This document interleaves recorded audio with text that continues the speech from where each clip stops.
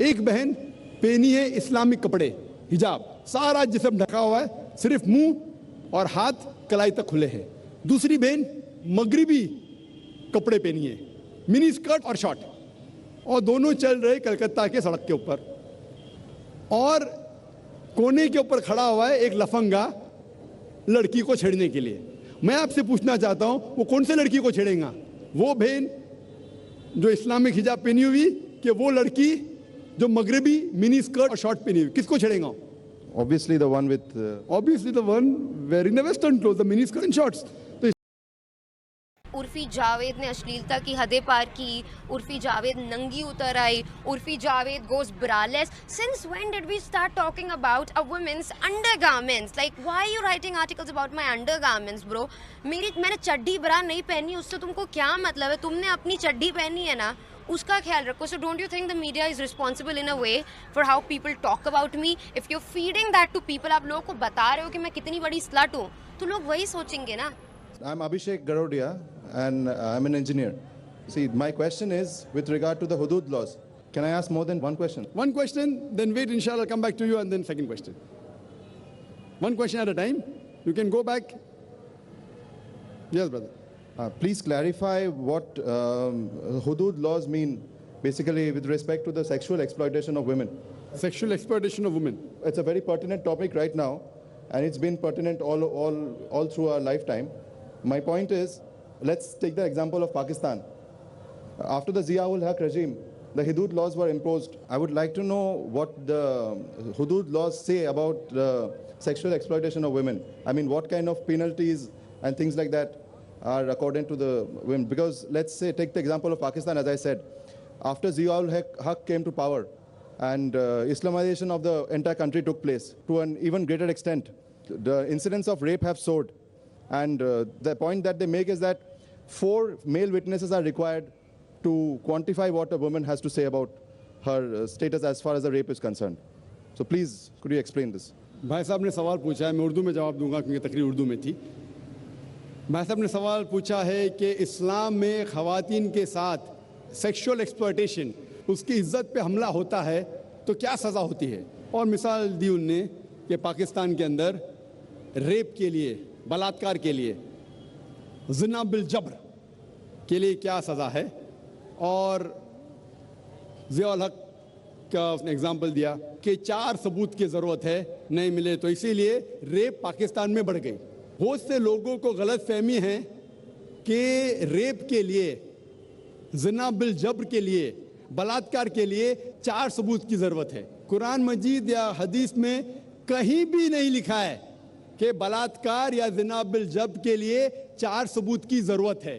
कुरान मजीद में लिखा हुआ है, जो मैंने आयत कोट की, सूरह नूर सूरा नंबर 24 आयत नंबर 4 में, अगर कोई इल्ज़ाम लगाता है औरत पर कि उसने कोई जिना किया, दूसरा कुछ किया, तो 4 सबूत की ज़रूरत है. या बच्चा लाने बराबर नहीं. जिना के लिए अगर कोई इल्ज़ाम लगाता है कि ये औरत ने जिना किया या वो मर्द ने जिना किया, तो वो आदमी जो इल्ज़ाम लगाता है उसको 4 सबूत पेश करना फ़र्ज है.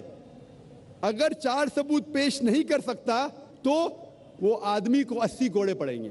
उसका मतलब ये नहीं कि अगर कोई औरत के साथ बलात्कार करता है तो वो औरत अगर इल्ज़ाम लगाती है उस वक्त 4 सबूत की ज़रूरत नहीं है. तो अच्छी बात है. और ये हदीस में आता है, सही हदीस में, कि एक बार एक औरत कहती है कि एक आदमी ने मेरे साथ बलात्कार किया, और मोहम्मद सल्लल्लाहु अलैहि वसल्लम फौरन सही आदमी को जिसने बलात्कार किया उसको सजाए मौत देते हैं. सही हदीस है. उस टाइम 4 सबूत की ज़रूरत नहीं, लेकिन सबूत की ज़रूरत है. It may be an evidence only of the women, but it should be backed up with circumstantial evidence. मतलब बलात्कार अगर कोई औरत इल्ज़ाम लगाती है, अगर साबित होता है, चाहे वो मेडिकल साइंस से हो, चाहे वो एनी वे से हो, साबित हो जाए तो वो आदमी को सजाए मौत है इस्लाम में. इसीलिए आप देखेंगे इस्लाम में there is something like modesty. हर रिलीजन में कहा गया है कि औरत को मत छेड़ो. आपने कहा सेक्सुअल एक्सप्लॉयटेशन बहुत किस्म के होते हैं. एक होता है कि ईज टीजिंग, बाद में various other thing, and one of the highest is rape. वक्त नहीं कि मैं सारे एक्सप्लॉयटेशन की बात करूं, लेकिन टॉकिंग अबाउट ईज टीजिंग, सारे मज़हब में कहा गया है कि औरत को मत छेड़ो, औरत का बलात्कार मत करो। हिंदुइज्म में कहा गया है, क्रिश्चियनिटी में कहा गया है, इस्लाम में कहा गया है। लेकिन इस्लाम में तरीका दिखाया गया है किस तरीके से माशरा बने जहाँ कोई औरत को न छेड़े, कोई औरत का बलात्कार न करे। इस्लाम के अंदर हिजाब है। हिजाब, लोग हमेशा बात करते हैं औरत का हिजाब, औरत का हिजाब। अल्लाह ताला कुरान मजीद में पहले आदमी के हिजाब के बारे में जिक्र करते, फिर औरत के। अल्लाह ताला फरमाते सूरह नूर में, सूरह नंबर 24 आयत नंबर 30 में, ए मोमिन मर्द, जब भी आप कोई औरत को देखते हैं और कोई गलत ख्यालात आपके जहन में आते हैं, फौरन नजर नीचे करो। एक बार एक मुसलमान एक लड़की को घूर के देख रहा था। मैंने कहा आप क्या कर रहे हैं, हराम है। उसने कहा हमारे रसूल ने कहा कि पहली नजर माफ है, दूसरी हराम है। मैंने अभी तक आधी नजर पूरी नहीं किया। जब अल्लाह के रसूल ने कहा कि पहली नजर माफ है, दूसरी हराम है, उसका मतलब ये नहीं कि आप घूर घूर के एक लड़की को 10 मिनट तक देखो बिना पलक के झपकाए, विदाउट ब्लिंकिंग, और कहो कि मैं नजर पूरी नहीं किया। अल्लाह के रसूल का कहना ये था अगर अनइंटेंशनली, अनजाने में आप कोई औरत को देखते या लड़की को देखते, फिर से उसके ब्यूटी पे फीस्ट करने के लिए मत देखो। उसके बाद आता है हिजाब औरत के लिए। सूरह नूर सूरह नंबर 24 आयत नंबर 31, से टू द बिलीविंग वुमेन, कहो मोमिना से कि वो अपनी नजर नीचे करे, अपना सिर ढाके और अपनी जीनत न दिखाए, एक्सेप्ट व्हाट नेसेसरी, जितनी जरूरत है उतना। सिर्फ अपने वालदा, अपने शोहर, अपने बेटे जो महरम हैं उनके सामने वो इतने हिजाब स्ट्रिक्टली करना ज़रूरी नहीं। हिजाब के 6 नुक्ते हैं इस्लाम में। सबसे पहले नुक्ता है सतर, मर्द के लिए नाफ से लेके घुटने तक एक्सटेंट, खवातीन के लिए सारा जिस्म, सिर्फ चेहरा और हाथ टिल द रिस्ट, कलाई तक के खुले रह सकते, बाकी पूरा जिस्म ढका होना चाहिए। बाकी 5 नुक्ते मर्द और औरत के लिए यकसा है। दूसरा नुक्ता, कपड़े इतने पतले नहीं होना चाहिए ताकि आप उसके थ्रू देख सके, it should not be transparent और ट्रांसलूसेंट। नंबर 3, इतने चुस्त नहीं होना चाहिए ताकि मर्द या औरत का ढांचा दिखे। चौथा नुक्ता, इतने भड़कीले नहीं होना चाहिए ताकि ऑपोजिट जिन्स, दूसरा जिन्स मुतासर हो सके। 5वां नुक्ता, दूसरे जिन्स के कपड़े मत पहनो। 6ठा नुक्ता, वो कपड़े मत पहनो जो दूसरे मजहब की निशानी है। ये 6 नुक्ते हैं। और अल्लाह के रसूल फरमाते सूरह अहज़ाब में सूरह नंबर 33 आयत नंबर 59 में, 59 में अल्लाह फरमाते, ए नबी कह दो अपने बीवियों से, अपने बेटियों से, मोमिन औरतों से कि जब भी वो बाहर जाए तो एक क्लोक ओढ़े, जिलबाब ओढ़े, ताकि लोग उन्हें पहचान सके। No one should molest them, कोई उनसे छेड़खानी ना करे। मैं पूछना चाहता हूं आपसे कि अगर कलकत्ता में 2 जुड़वा बहन, बहुत खूबसूरत, यकसा खूबसूरत, दोनों कलकत्ता के सड़क पे चल रहे हैं, एक बहन पहनी है इस्लामिक कपड़े, हिजाब, सारा जिस्म ढका हुआ है, सिर्फ मुंह और हाथ कलाई तक खुले हैं। दूसरी बहन मगरिबी कपड़े पहनी है, मिनी स्कर्ट और शॉर्ट, और दोनों चल रहे कलकत्ता के सड़क के ऊपर, और कोने के ऊपर खड़ा हुआ है एक लफंगा लड़की को छेड़ने के लिए। मैं आपसे पूछना चाहता हूं वो कौन से लड़की को छेड़ेगा, वो बहन जो इस्लामिक हिजाब पहनी हुई कि वो लड़की जो मगरिबी मिनी स्कर्ट और शॉर्ट पहनी हुई, किसको छेड़ेगा? Obviously the one with obviously the one wearing the western clothes, the mini skirt and shorts. तो इस्लाम में सही कहा गया, हिजाब कहा गया है औरतों से ताकि वो औरत को प्रोटेक्ट कर सके। और आप जानते हैं कि अमेरिका में जो हम समझते सबसे तालीम याफ्ता मुल्क है, सबसे ऊंचा मुल्क है, मोस्ट एडवांस कंट्री, आप जानते हैं वहाँ सबसे ज़्यादा रेप होते।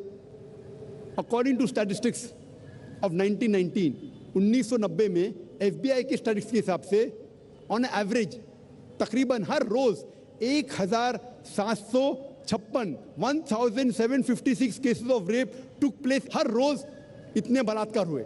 1996 की स्टैटिस्टिक्स से US डिपार्टमेंट ऑफ जस्टिस, हर रोज तकरीबन 2713 रेप हुए। 1990 में 1756, 1996 में 2713 में भी अमेरिकन को और मर्दानगी आई, बढ़ गया रेप, बलात्कार बढ़ गया।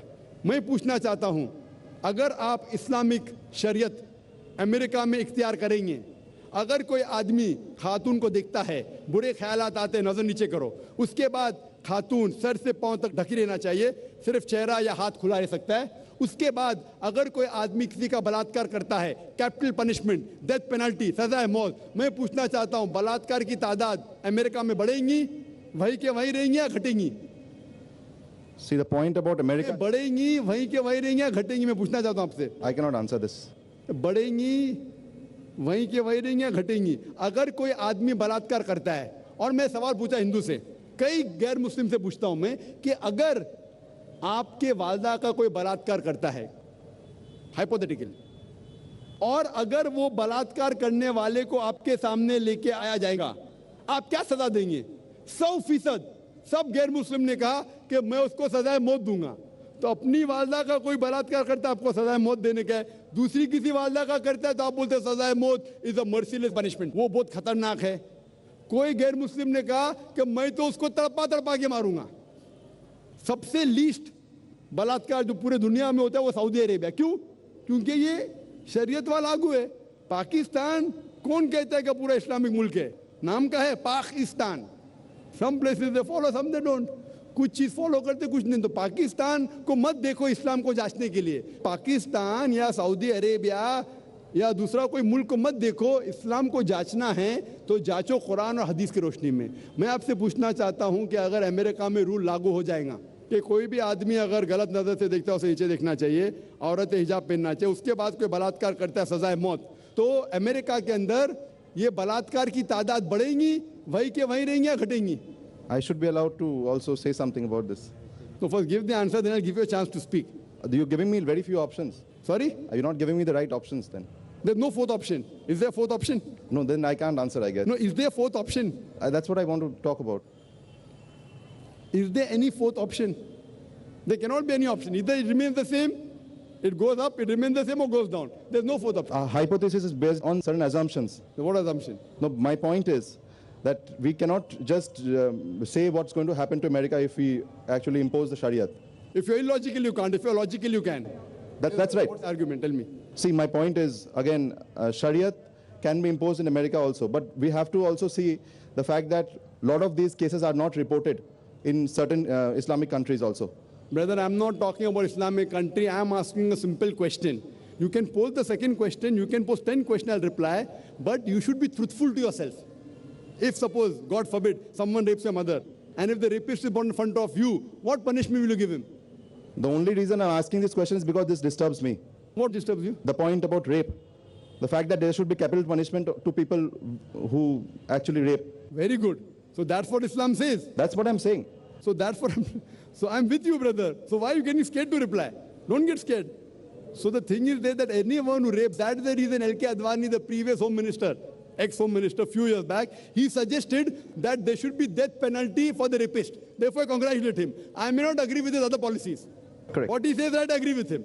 So he suggested that in India, there should be death penalty for a rapist. Maybe the next home minister will say that the woman should be dressed up in hijab. Maybe. Okay, now what's the other argument, brother? My point exactly is that... Next question. Next question. Your first question answered or not? More or less, I think.